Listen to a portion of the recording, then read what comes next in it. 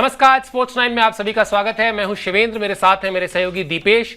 और ये टाइटल जो है दबंग, ये बड़ा सोच समझ के दिया। काफी देर दिमाग लगाया, क्या ही लिखें, क्या ना लिखें। भारतीय टीम दरअसल इस वक्त क्रिकेट के मैदान में अक्रॉस ऑल द फॉर्मेट जो कर रही है उसको दबंगई ही कहा जाता है। इसलिए हमने कहा कि नाम ही रख देते हैं शो का दबंग। क्या हुआ है कल रात, वो सबसे पहले आपको बताते हैं। किस तरह से भारतीय टीम ने पहले T20 मैच में भारतीय टीम ने बांग्लादेश को धोया है। उसको धोना ही कहते हैं और उसको हराना तो नहीं कहते। मेरे ख्याल से हराना तो कुछ दूसरी चीज होती है। इस पर अभी दीपेश से बातचीत भी करेंगे। 7 विकेट से हराया है बांग्लादेश को, और 7 विकेट से हराया ये बड़ी बात नहीं है। बड़ी बात यह है कि सिर्फ 11.5 ओवर, जो आपकी स्क्रीन पे इस वक्त इंफॉर्मेशन है, 11.5 ओवर में बांग्लादेश को पहले T20 मैच में भारत ने हराया है। और हार जीत में का जो फर्क है वो तो 7 विकेट का है। लेकिन जिस विषय पर हम बात करने जा रहे हैं वो यही करेंगे कि 11.5 ओवर में भारत ने मैच जीत लिया। यानी कितने रन अगर और होते तो 20 ओवर तक बात जाती, ये सोचा भी नहीं जा सकता है, क्योंकि तब शायद भारतीय टीम और ज्यादा दबंगई से खेलती। कुल मिलाजुलाकर 3 T20 मैच की ये सीरीज है, उसमें पहला मैच जीत के भारत ने 1-0 की बढ़त भी ले ली है। दीपेश, मुझे यही बता दीजिए, इसको हराना कहते हैं या इसको धोना कहते हैं? सर, इसको मजाक कहते हैं। मतलब आप यही कह लीजिए, जिस तरीके से अब एक टीम उठेगी भी कैसे बेचारी। 2 दिन में एक टेस्ट मैच हार गई। मतलब वो भी एक ऐसा नहीं था कि बहुत खराब विकेट था। एक इक्वल कंपटीशन होने के बावजूद 2 दिन में एक टेस्ट मैच हार जाना, फिर वो T20 में क्या ही कॉन्फिडेंस लेके आए होंगे। और फिर उनका जो मुकाबला था वो एक ऐसी टीम से जो वर्ल्ड चैंपियन का टैग अपने पीछे लेके घूम रही है, और उसके साथ साथ एक ऐसा कोच जो ये मजाक करने के लिए रोज जाना जाता है। मैं तो फिर भी सर, कल रात को जैसे हम मैच रिपोर्ट कर रहे थे, मेरे को ये उम्मीद थी कि अभिषेक शर्मा अगर वो रनआउट नहीं होते तो ये मैच मात्र 7, 8, 9 ओवरों में खत्म हो जाता, जिस तरीके से खेल रहे थे। और अप्रोच मतलब भारतीय टीम की अब समझ में आ रहा है कि हाँ, एक वर्ल्ड चैंपियन टीम किस तरीके से खेलती है, कॉन्फिडेंस किस तरीके का उसे कैरी करना चाहिए। गए बस जाके हिटिंग कर रहे हैं, जो भी कोई किसी को जितनी गेंदें भी मिल रही हैं। अब इस पूरे स्कोर कार्ड में आपको कहीं भी कोई ऐसा बड़ा स्कोर नहीं दिखेगा कि एक बल्लेबाज ने 70-80 कर दिया, बहुत ज्यादा बड़े रन कर दिए, तो डोमिनेट कर दिया बांग्लादेश के ऊपर इंडिया ने। सबने छोटा छोटा, किसी ने 30 बनाए, किसी ने 29 बनाए, किसी ने 28 बनाए, लेकिन बहुत जल्दी जल्दी बनाए। कोई बिल्कुल भी मेरे को ऐसा लगता नहीं था। ये देख लीजिए, 7 गेंदों में 16 रन अभिषेक शर्मा के, 228 का स्ट्राइक रेट। वो तो रन आउट हो गए बाई चांस, वरना इनको लेके तो कल भाई हम सब स्क्रीन पे बैठे हुए थे देखने के लिए कि अभिषेक शर्मा को खेलते हुए इंडिया में देखना है किस तरीके का प्रदर्शन रहता है। खुद कैप्टन सूर्या आए, 3 छक्के लगाए, 2 चौके लगाए, 29 में से 28 रन करके चले गए सिर्फ बाउंड्री से। तो ये मेरा कहने का मतलब सर, इन स्कोर कार्ड से ये जो छोटे छोटे स्कोर जिन्होंने किए, इससे सिर्फ इतना सा है कि कितनी जल्दी जल्दी और किस अप्रोच के साथ, जिस तरीके से T20 क्रिकेट को खेला जाना चाहिए। और वैसे भारतीय टीम सर टेस्ट में T20 खेल ले रही है। 8.5 का रन रेट उन्होंने 30-35 ओवर बल्लेबाजी करके मेंटेन रखा। तो ये तो फिर भी असलियत में ही T20 है। तो जो वो IPL के स्टार्स को फिट करने की कोशिश की जा रही थी टीम इंडिया में, अब कहीं ना कहीं चाहे नीतीश कुमार रेड्डी की आप बात कर लीजिए, मैच्योरिटी सी एक नजर आई सर अलग सी उस खिलाड़ी में भी, गेंदबाजी की। मयंक यादव, किसी का भी आप पर्टिकुलरली नाम लेके अगर बात करना चाहेंगे तो उससे भी एक सर अलग बातचीत निकल जाएगी, क्योंकि सब ने थोड़ा थोड़ा परफॉर्म किया। कोई ऐसा जिसको एक टीम गेम कहा जाता है, एक यूनिट का गेम कहा जाता है, उसने एक यूनिट की तरह इस भारतीय टीम ने खेल के दिखाया। और यही सबसे अच्छी बात है सर। ऐसा होना भी नहीं चाहिए कि 1 या 2 खिलाड़ियों पे बहुत ज्यादा डिपेंड रहना चाहिए, वरना फिर वही वाली बात है कि हम रोहित शर्मा और विराट कोहली से इधर उधर देख ही नहीं पाते कि भाई ये नहीं होंगे तो टीम कंप्लीट नजर नहीं आती। एक कंप्लीट टीम बनानी है तो सबको इसी तरीके से परफॉर्म करना होगा, और उसका एग्जाम्पल सर पहले T20 में सेट कर दिया है इन्होंने। बिल्कुल कर दिया है। बिल्कुल सही कहा आपने कि जो टीम आजकल टेस्ट क्रिकेट को T20 के फॉर्मेट में खेल रही हो, T20 को तो T20 के फॉर्मेट में खेलेगी। और फिर जो रिजल्ट है उसमें मैंने सोचा था कहूंगा कि हारने को धोना कह के काम चला लूं। दीपेश एक स्टेज और आगे जाकर कह रहे हैं कि ये धोया भी नहीं है, तो उनके साथ मजाक किया है जिस तरह से बांग्लादेश को हराया है भारतीय टीम ने। चलिए फटाफट आपको बताते हैं किस तरह से भारतीय टीम का मैच ये चला था। थोड़ा सा जिसने नहीं देखा उसकी जानकारी के लिए, भारत ने टॉस जीता, पहले गेंदबाजी चुनी थी। गेंदबाजी चुनने के बाद बांग्लादेश की टीम को 127 रन पर ही सिमट दिया। मेहदी हसन मिराज लगातार शानदार फॉर्म में है, टेस्ट मैचेस में अच्छा कर रहे थे। बांग्लादेश की टीम की तरफ से अगर कुछ खिलाड़ियों की, 2-3 खिलाड़ियों की बात होगी तो उसमें मेहदी हसन मिराज की बात होगी। कल उन्होंने सबसे ज्यादा 35 रन बनाए अपनी टीम के लिए। अर्शदीप, वरुण चक्रवर्ती ने 3-3 विकेट लिए। हार्दिक, मयंक और वॉशिंगटन सुंदर ने 1-1 विकेट लिया। वही बात जो अभी दीपेश थोड़ी देर पहले कह रहे थे कि एक टीम जिसमें हर एक खिलाड़ी कंट्रीब्यूट करता है, हर एक खिलाड़ी ये जानता है कि जीत का श्रेय किसी एक ए या किसी बी या किसी सी को नहीं जाना है, जीत का श्रेय पूरी की पूरी यूनिट को जाता है। वो आप बॉलिंग में देख लीजिए, वो आप बैटिंग में देख लीजिए, वो पूरा कलेक्टिव एफर्ट हर जगह दिखाई देता है। लेकिन जिस तरह से 3-3 विकेट अर्शदीप और वरुण ने लिए, दोनों की अपनी अपनी स्टोरी है, दोनों का अपनी अपनी किस्मत भी है, टीम से बाहर होना, टीम में आना, कुल मिलाजुलाकर इन दोनों के लिए T20 सीरीज की शुरुआत अच्छी हो गई। बिल्कुल सर, अर्शदीप को तो अब सर वही वाली बात है, जितने T20 वर्ल्ड कप बुमराह ने खेले उतने का एक्सपीरियंस अर्शदीप को भी है। तो ये तो एक अलग लीग में, मतलब बुमराह की एब्सेंस में 2022 वर्ल्ड कप में लीड करना, फिर उसके बाद 2024 का जो अभी हमने वर्ल्ड कप जीता उसमें हाईएस्ट विकेट टेकर बनना, तो उनका कॉन्फिडेंस तो सर किस लेवल पे होगा। फिलहाल उन्हें तो बस ये है कि गेंद मेरे हाथ में दे दो, मैं आपको एक जादू करके दिखाता हूं। उन्होंने वो कर दिया कल भी, जिस तरीके की गेंदबाजी, एक प्रॉपर बैटिंग ट्रैक पे जिस तरह उन्होंने गेंद को मूव कराया है, या फिर आखिरी डेथ ओवर्स में जिस तरीके से यॉर्कर्स को, वो बुमराह से बहुत कुछ सीख रहे हैं। उसका सीधा सीधा इस फॉर्मेट में तो एटलीस्ट समझ में आ रहा है कि वो बुमराह से बहुत सी चीजें सीख चुके हैं। अब बात करते हैं वरुण चक्रवर्ती की। उनकी कामयाबी में सर एक बड़ा श्रेय जो मैं दूंगा, एक क्रेडिट दूंगा, वो कैप्टन सूर्य कुमार यादव को दूंगा। वरना दुनिया का कोई कप्तान अपने बॉलर के पहले ही ओवर में 15 रन जाने के बाद जब देख रहा है कि हाँ दूसरे बॉलर्स उससे अच्छा कर रहे हैं, दोबारा उसको नहीं लाता सर, या लाता तो थोड़ा लेट लेके आता। उन्होंने उनके ओवर काटे नहीं, एक ओवर में 15 रन उनको पड़े, उसके बाद तुरंत ही अगला ओवर दे दिया, उससे अगला ओवर भी दे दिया, और उन्होंने फिर डिलीवर करके भी दिखाया। ये थोड़ा सा कॉन्फिडेंस आपको देना होता है, वो भी एक ऐसे खिलाड़ी के लिए सर जिसके लिए टीम में आना, इंडिया वर्सेस पाकिस्तान मैच से आए वर्ल्ड कप में, फिर वहां पूरे वर्ल्ड कप में एक भी विकेट नहीं लेना, फिर टीम से 3 साल के लिए प्रॉपर्ली ड्रॉप हो जाना, लगातार आईपीएल में परफॉर्म करना, उसके बाद इंडियन साइड में दोबारा आना, कॉन्फिडेंस। सूर्य कुमार यादव को भी अहमियत पता होगी सर, उन्होंने भी आईपीएल में बहुत सालों तक अपने आप को घिसा है, जब जाके इंडियन साइड में उनको जगह मिल पाई थी, तो वो जानते होंगे कि इसको भाई एक ओवर डालवा के तो मेरे को कम से कम काटना नहीं चाहिए, तो उन्होंने वो स्पेल कंटिन्यू रखा और वरुण चक्रवर्ती ने डिलीवर करके दिखाया। इसी चीज की उम्मीद थी। गौतम गंभीर, फिर वही बात, जैसा हम कहते हैं कि उनके हर एक फैसले के पीछे कोई ना कोई वजह होती है। हर एक बार मतलब कहीं ना कहीं आप देखेंगे कि भाई रवि बिश्नोई जैसे मतलब एकदम हाई क्लास T20 स्पिनर को बाहर बिठा के उन्होंने वरुण चक्रवर्ती को टीम में डाला, तो उसकी कहीं ना कहीं वो जस्टिफाइड है वो रीजन। और फिर सर इनके बारे में तो बात ही क्या की जाए, अपने करियर का पहला ही ओवर मिडन डाल दिया, 150 की स्पीड से गेंदबाजी कर रहे हैं। ये तो एकदम ब्लेसिंग है आइज के लिए, जब इंडियन फैंस की आप बात करेंगे उनके लिए, मतलब ऐसा एक फास्ट बॉलर जो स्पीड तो फेंकता हो, स्पीड में तो गेंदबाजी करता ही हो, इसके अलावा लाइन लेंथ इतनी सटीक हो कि करियर का पहला ही ओवर मिडन डाल दे, तो अब इंडियन क्रिकेट वाकई में हम कह सकते हैं कि दुनिया की कोई दूसरी टीम या दूसरा कोई भी बोर्ड या दूसरा कोई भी क्रिकेटिंग नेशन इतना ग्रो नहीं कर रहा है मौजूदा समय पर जितना पिछले 1 से 1.5-2 साल में इंडियन क्रिकेट कर रहा है। बिल्कुल, और उसी का नतीजा है ये जो हार और जीत का सिलसिला चल रहा है, जिस तरह से भारतीय टीम जीत रही है और विरोधियों को हरा रही है, वो यही बताता है। अभी बल्लेबाजी में हल्की सी बातचीत की, जरा ग्राफिक्स के जरिए आपको दिखाते हैं बल्लेबाजी किस तरह से हुई भारतीय टीम की, उसके बाद बल्लेबाजी के एंगल पर भी बात करेंगे। वो ताबड़तोड़ बल्लेबाजी की शुरुआत जिसका जिक्र दीपेश शुरू में कर रहे थे कि अगर अभिषेक शर्मा आउट ना हुए होते तो शायद ये 7 ओवर में मैच खत्म हो जाता। उसकी स्थितियां क्या थी, ये आपके स्कोरबोर्ड देखिए। स्कोरबोर्ड मतलब 2 खिलाड़ियों के रन करने का रफ्तार देखिए।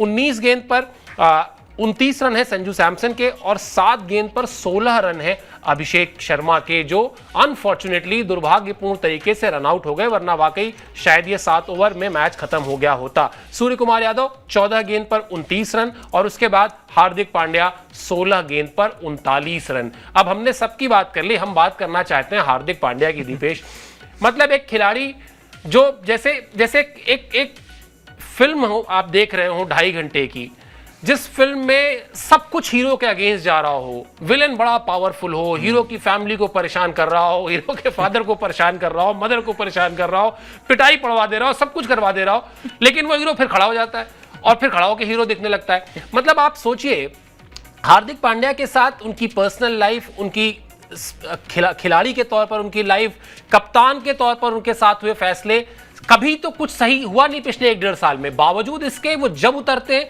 एक नए टेम्परामेंट के साथ उतरते हैं, एक नए जोश के साथ उतरते हैं। इनके साथ सर एक और पर्टिकुलर वर्ड चलता है, स्वैग। वो है इनका, मतलब अब आपने एक विलन की बात करी, हर किसी हिंदी फिल्म या किसी भी बॉलीवुड में, हॉलीवुड फिल्म में 1 से 2 विलन होते हैं। यहाँ तो पूरा स्टेडियम विलन बन जाता था जब मुंबई इंडियंस के लिए आते थे। तो उसके बाद खुद को बैक करना, बैक करके इंडिया को वर्ल्ड चैंपियन बनाना, और फिर वही बात जो मैं बार बार कह रहा हूँ, जो उस टीम का सदस्य था, फिलहाल वो अपनी अलग लीग में, एक अलग जोन में, शायद उसी में हार्दिक पांड्या। सर एक शॉट इतना शानदार, कल तस्कीन अहमद ने इनको एक बाउंसर मारा, सिर्फ बल्ले को ऐसे किया, पीछे देखा भी नहीं गेंद कहां गई और 4 चली गई। वो ऑरा जस्टिफाई कर रहे हैं, वो बता रहे हैं कि क्यों मैं दुनिया का सबसे बेहतरीन ऑलराउंडर हूं मौजूदा समय पे, और अब मैं अपने लीग में हूं। अब वो जो फैमिली की प्रॉब्लम्स चल रही थी वो भी सॉर्ट आउट हो चुकी है, क्योंकि एक फैसला उस चीज पे आ चुका है। इसके अलावा जो फैंस थे, जो दुश्मन बन चुके थे, जिस तरीके से वापस से वो फैंस बन चुके हैं, क्योंकि सर 16 रन डेविड मिलर के सामने पहली बात तो बचाना, और उसके बाद फिर हेनरिक क्लासन को 30 गेंद पे जब 30 रन चाहिए हो तब आपने आउट करके पूरा गेम शिफ्ट कर दिया इंडिया की साइड। तो इसी हार्दिक पांड्या की हम बात कर रहे थे वर्ल्ड कप से पहले, लगातार हर शो में हम बात कर रहे थे कि हार्दिक के बिना वर्ल्ड कप नहीं आएगा, और शायद यही वजह थी वो 2 ओवर जितने इंपॉर्टेंट थे जिस तरीके से इन्होंने जिताया। और फिर ये जो आजकल के जो मैच है, चाहे श्रीलंका के अगेंस्ट वो 3 मैचों की सीरीज जो हमने जीती है, बांग्लादेश के अगेंस्ट चल रही है, ये इनके लिए मात्र औपचारिकता है सर। ये बहुत बड़े गेम के प्लेयर हैं और आने वाले समय में हमें ये चीज़ देखने को मिलेगी। मतलब एक समय पे ऐसा लगा था कि कप्तानी से इन्हें मुक्त करके थोड़ा गलत इनके साथ किया गया है, क्योंकि मैं इनको बडिंग कैप्टन मान रहा था, लेकिन अब इनको खेलते हुए देख मेरे को ये एकदम प्रेशर फ्री नजर आ रहे हैं। इनके चेहरे पे किसी तरीके की कोई शिकन नहीं है, किस तरीके का परफॉर्म करना है। आमतौर पर बीइंग अ सीनियर जिम्मेदारी कभी कभार ले लेते हैं, लेकिन कल 16 गेंद पे 40 रन कर दिए जल्दी जल्दी मार मार के। तो ये इन्होंने बता भी दिया कि मेरी कैपेबिलिटी कैसी है, मेरा दिन होंगे तो मैं 10 गेंद पे भी 40 रन बड़े आराम से कर दूंगा। वैसा ही हार्दिक पांड्या टीम को भी जरूरत भी है। और सूर्या को जैसे लंबे समय तक विराट कोहली का साथ दिया रोहित शर्मा ने पीछे से कि भाई हाँ मैं एक बीइंग अ सीनियर तुम्हारे साथ हूं, या फिर रोहित शर्मा का साथ दिया विराट कोहली ने, वैसा ही कुछ सूर्य कुमार यादव को अगर किसी एक पर्टिकुलर खिलाड़ी का साथ चाहिए तो वो हार्दिक पांड्या है सर। इनको बैक करना होगा, इनको कहीं ना कहीं अपनी जो कैपेबिलिटी है, जिस तरीके की अप्रोच इनकी होनी चाहिए वो रखना चाहिए, रादर देन थिंकिंग के हाँ भाई मैं भी कप्तान होता तो ऐसे कर देता। वो पाकिस्तान में जैसा माहौल जितना हमारे यहाँ नहीं होगा उतना ही हमारा क्रिकेट ग्रो करेगा, और वो सही हाथों में है भी सर फिलहाल। बिल्कुल सही बात है। और ये इक्वेशन आपने बहुत अच्छी बताई कि अगर हर कप्तान को अपने साथ अपनी टीम में एक ऐसा आदमी चाहिए होता है जिसको वो बहुत रेस्पेक्ट भी करता हो, जिसकी काबिलियत का वो बहुत बड़ा एक तरीके से खुद भी फैन हो। तो ये अगर इस समय की जो मौजूदा T20 टीम है उसको अगर आप गौर करेंगे, सूर्या को कप्तानी जरूर दी गई है, लेकिन सूर्या ये जानते हैं कि हार्दिक पांड्या का ऑरा क्या है, वो किस तरह के खिलाड़ी हैं, किस स्टेचर के खिलाड़ी हैं और क्या कुछ करने की काबिलियत रखते हैं। इसलिए शायद वो म्यूचुअल रेस्पेक्ट, वो आपस में एक दूसरे पर भरोसा करना बहुत जरूरी है, और वही दिखाई भी दे रहा है। चलिए, बतौर कप्तान सूर्य कुमार यादव ने क्या कहा इस जीत के बाद, वो बड़ा इंटरेस्टिंग है। वो भी आपको दिखाते हैं कि किस तरह से वो अपनी राय रख रहे थे इस टीम के परफॉर्मेंस पर और साथ ही साथ इस जीत पर। उन्होंने जीत पर कहा कि हमने अपनी क्षमताओं पर भरोसा किया, जो कुछ टीम मीटिंग में तय हुआ था उसका पालन किया। इस नए मैदान में हम पहली बार खेल रहे थे, लेकिन सभी खिलाड़ियों ने जिस तरह बल्लेबाजी की वो हमारी सोच को दिखाता है। जब हमारे पास गेंदबाजी के लिए ज्यादा विकल्प हो तो वो एक अच्छे सरदर्द की तरह है। आप हर मैच में कुछ नया सीखते हैं। अभी बहुत सारी जगहों पर सुधार की गुंजाइश है, हम अगले मैच से पहले उस पर भी बात करेंगे। एक सधे हुए कप्तान की तरह दीपेश बात कर रहे हैं सूर्या। मतलब ऐसा लग नहीं रहा है कि बहुत बड़ा कोई पुराना कप्तान नहीं है, बहुत ऐसा लग रहा है बड़े सीजन्ड कैप्टन है। और ये एक समझदार व्यक्ति की जीवन में पहचान भी होती है कि वो कामयाबी के रास्ते पर चलते समय वो गलतियों की छोटी मोटी जो गलतियां हैं ना उसको इग्नोर ना करे, उनको भी संज्ञान में रखे, उस पर तनाव ना ले, उस पर पैनिक ना करे, लेकिन उसको संज्ञान में रखे ताकि हर बार कभी कोई छोटी गलती हो तो उसको एक्सेप्ट भी करे और उसको ठीक करने के लिए तैयार भी रहे। वही बात वो कह रहे हैं कि अभी थोड़ी बहुत सुधार की गुंजाइशें हैं और उस पर भी मेहनत करेंगे। बिल्कुल सर, एक जो आपने वर्ड यूज किया कि पैनिक में नजर नहीं आते, ये इनका जो सबसे पहला टेस्ट था वो इन्होंने पास कर लिया कि आप दुनिया के सबसे बड़ी क्रिकेटिंग बोर्ड के सबसे बड़ी टीम के कैप्टन हैं। तो और फिर वो वर्ल्ड चैंपियन की बात जो हम करते हैं कि एक टैग आपके साथ लगा हुआ है तो एक्सपेक्टेशंस ज्यादा होती हैं, उससे इनकी बल्लेबाजी में भी कोई गिरावट नजर नहीं आई है। कई बार ऐसा होता है कि कप्तानी का प्रेशर आपकी बल्लेबाजी या गेंदबाजी को खराब कर देता है। सूर्या के साथ ऐसा नहीं है, वो इस फॉर्मेट में बड़े कंफर्टेबल है। कल भी वो चीज नजर आई, बड़े आराम से छक्के लगा रहे थे, मजे मजे में, मजाक ही नजर आ रहा था। वैसा ही वो मजाक करते भी हैं इस फॉर्मेट में और वैसी बात कर भी रहे हैं। मैच्योरिटी साफ झलक रही है इनकी बातों में।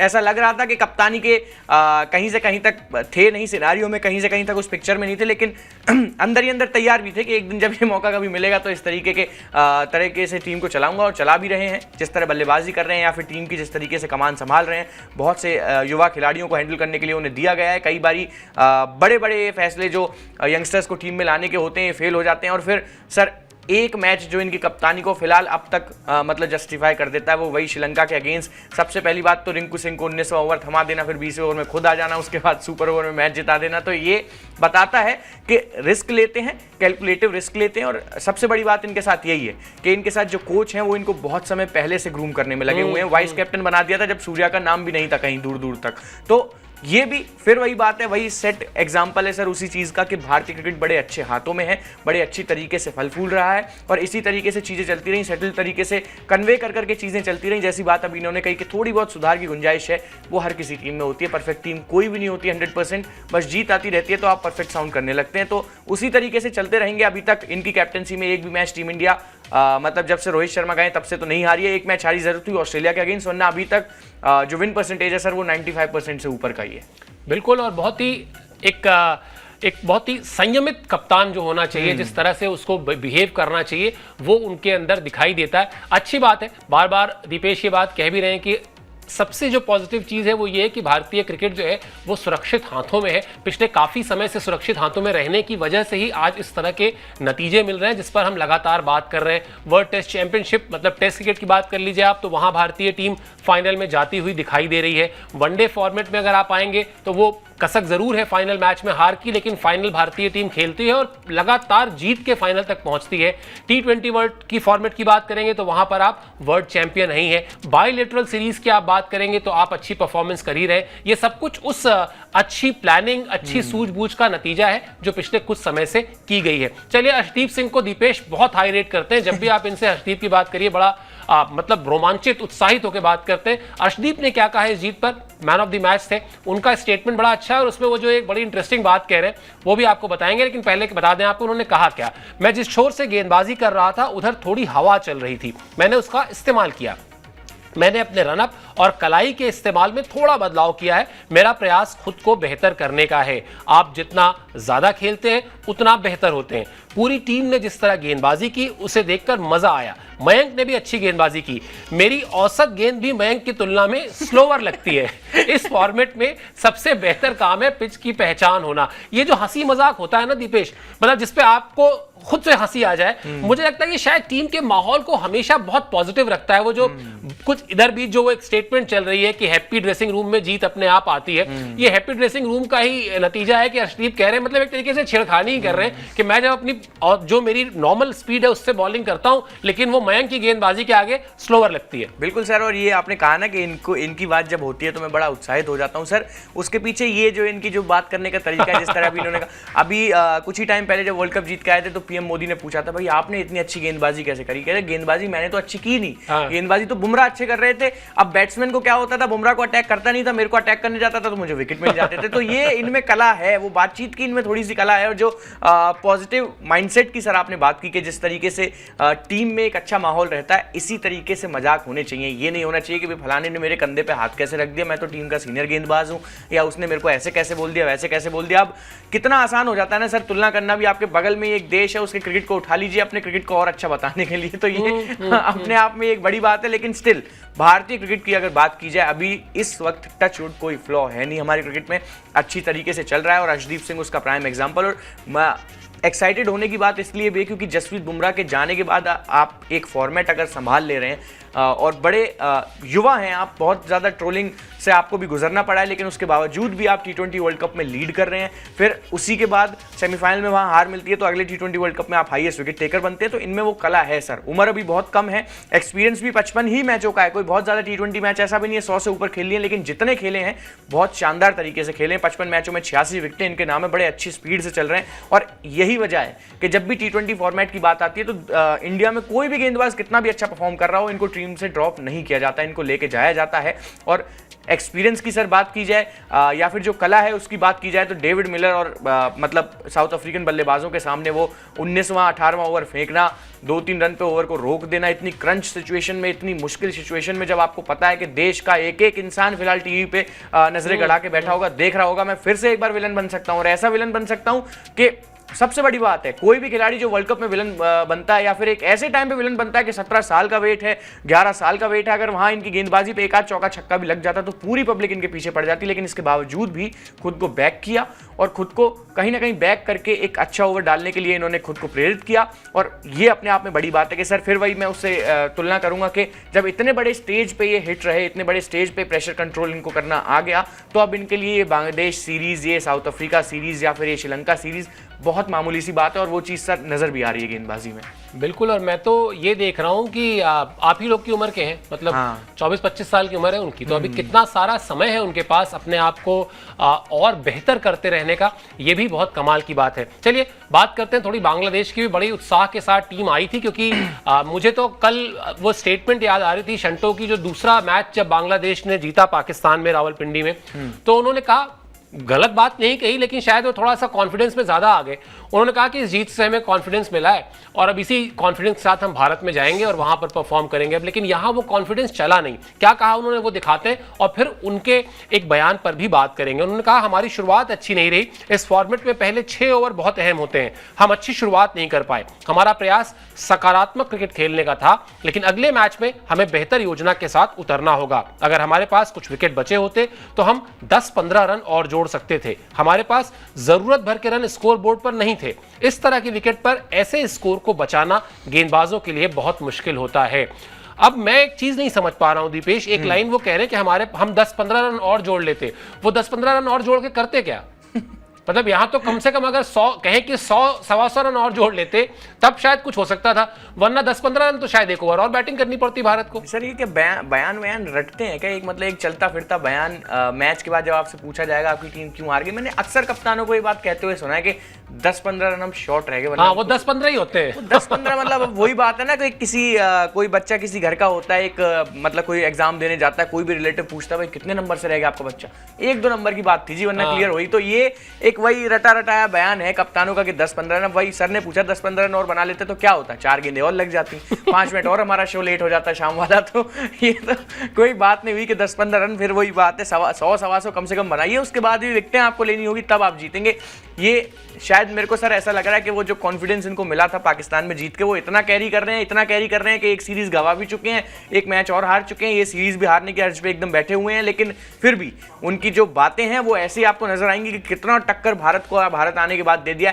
एक दिन ऐसा नहीं था जिस दिन बांग्लादेश की टीम ने थोड़ा बहुत इंडिया के ऊपर डोमिनेट किया हो। 146 में 6 टेस्ट मैच में चल रहे थे, उसके बाद 300 इंडिया ने कर दिए थे। तो कोई कंपटीशन, कोई लीग तो समझ आई नहीं रही बिल्कुल भी कहीं से कहीं तक। और ये तो हमारे रेगुलर प्लेयर्स भी नहीं है, इनको तो अभी हम बिठाने की कोशिश कर रहे हैं। आधे से ज्यादा तो बेचारे इनमें ऐसे हैं जो अपनी जगह बचाने की कोशिश कर रहे हैं, संजू सैमसन टाइप। तो इनसे आप इतनी बुरी तरीके से हार रहे हैं कि 10-11 ओवर में मैच खत्म हो जा रहा है। तो ये बयान देते हुए आप बिल्कुल अच्छे नहीं लगते कि 10-15 रन और बन जाते तो कुछ हो जाता। कुछ नहीं होता सर। फिर वही बात है, 3 गेंदें और लगनी थी, 4 गेंदें और लगनी थी। हार्दिक पांड्या के स्कोर में आपको और 10 रन का इजाफा दिख जाता, या फिर नीतीश कुमार रेड्डी के में दिख जाता, और फिर वही बात है 4-5 मिनट हमारा शो और रात को थोड़ा सा लेट शुरू होता। इसके अलावा क्या होता? बिल्कुल सही बात है, सही कह रहे हैं दीपेश। की लगता है कि कई बार मैं ग्राम स्मिथ का एक इंटरव्यू सुन रहा था, चलिए किस्सा सुना देता हूँ आपको। तो उनसे पूछा गया कि आप over a period of time captaincy भी करते थे और ओपनिंग भी करते थे और दोनों बहुत जिम्मेदारी का काम है। तो उन्होंने कहा हाँ ये होता तो था, मुश्किल तो होती थी, क्योंकि आप अगर मैदान में एज ए कैप्टन आपका दिन अच्छा नहीं गया है तो फिर तुरंत ही आपको ओपनिंग करने भी जाना है 10 मिनट के उस थोड़े से समय में जब आप चेंज करते हैं। तो उन्होंने कहा कि मैं अलग अलग तरह के प्रयोग करता था, कभी अपने मोजे अलग तरह से पहनता था, कभी मैं अपना पैड बांधता था, पैड बांधने का मेरा तरीका एक ही जैसा था। फिर वो कहते यहाँ तक आते कि लेकिन मुश्किल सबसे बड़ी क्या थी? बोले क्या? बोले मुश्किल ये था कि अगर रन नहीं बनते थे तो फिर जाके प्रेस का सामना भी करना होता था, क्योंकि कप्तान भी तो मैं ही था। तो वो इस तरह की चीजें होती हैं, और शायद इसीलिए कप्तानी में जो आपने बात कही ना, वो एक रटाया सा जवाब है कि वो जाके बस बोल दिया। अगर वाकई में लॉजिकल होके बात करते, अगर कहते कि हाँ हम 70-75 रन या 80 रन हमने कम बनाए, तो फिर भी समझ में आता। 10-15 रन से और होना ही क्या था? मतलब ये वही बात है कि कोई खिलाड़ी 15 रन पे आउट हो जाए तो आप कहिए कि 85 रन से शतक से चूक गया, वरना शतक बन जाता। तो लगभग कुछ उस तरह का उदाहरण है, ये कहा जा सकता है शंटो के इस बयान पर। चलिए अब आगे क्या है, सीरीज में 3 मैच की सीरीज है। अगला मैच जो है वो दिल्ली में खेला जाना है, ये भी जानकारी आपको दे देते हैं। भारतीय टीम जो है वो सीरीज में 1-0 की बढ़त ऑलरेडी बना चुकी है। तो अब यहां से सीरीज जीतने पर ही उसकी निगाहें भी होंगी, क्योंकि जब त्योहारों का मौसम है, दशहरा दिवाली ये सब आ ही रहे, और त्योहारों के मौसम में जैसे मिठाई आप कितनी भी खाते जाइए वो अच्छी लगती है, वैसे इस मौसम में जीत आती रहे अच्छा ही है। हमारे जो कैमरामैन है चीफ विपिन जी, वो तो इंडियन टीम जीतती है तो तुरंत मिठाई बंटवाते हैं। तो वो हो सकता है कि इस बार इस सीरीज में मिठाई के साथ हम लोग उनसे कहेंगे कि समोसे भी मंगाए हो, और उसका अपना एक अलग मजा भी रहेगा। तो खैर ये खबर आपके सामने है। 9 तारीख को अगला मैच है, दिल्ली में ही खेला भी जाना है। विपिन जी को भेज भी देंगे, जाके देख भी आएंगे वो, और साथ ही साथ जीत के बाद वो समोसे और जलेबी भी खिलाएंगे। आप भी तैयारी करिए जलेबी और समोसे खाने की अपने अपने शहर में, अपने अपने घर में, क्योंकि वाकई में फेस्टिवल का सीजन है और जीत कभी भी किसी को खराब नहीं लगती। तो ये सिलसिला जो जीत का है वो भारतीय टीम ऐसे ही आगे बढ़ती रहेगी। जिस तरह से वो जिस दबंग तरीके से वो जीत रही है मैदान में, ऐसा लगता नहीं कि अभी उसको कोई प्रॉब्लम आने वाली है। जो थोड़े बहुत एक्सपेरिमेंट करते हैं वो चलते रहेंगे, साथ साथ वो होते रहेंगे, और जीत जो है वो मिलती रहेगी। बहरहाल इस ब्रॉडकास्ट को यही खत्म कर रहे हैं, लेकिन हमारी गुजारिश जो है, समोसे जलेबी के स्वाद में मुंह में पानी आ गया, इसलिए थोड़ा सा वो हो रहा है। खैर स्पोर्ट्स 9 को सब्सक्राइब कर लीजिए। अभी के लिए मुझे और दीपेश को दीजिए इजाजत, हम लोग जाएंगे जरा ढूंढे कहीं समोसे जलेबी खा के आते हैं। आप भी जाइए, अपना दिन शुरू कीजिए, समोसे जलेबी ढूंढिए, खाइए, एंजॉय कीजिए। सब्सक्राइब जरूर कर लीजिए स्पोर्ट्स 9 को। फिलहाल के लिए मुझे और दीपेश को दीजिए इजाजत। आपका बहुत बहुत शुक्रिया और आभार।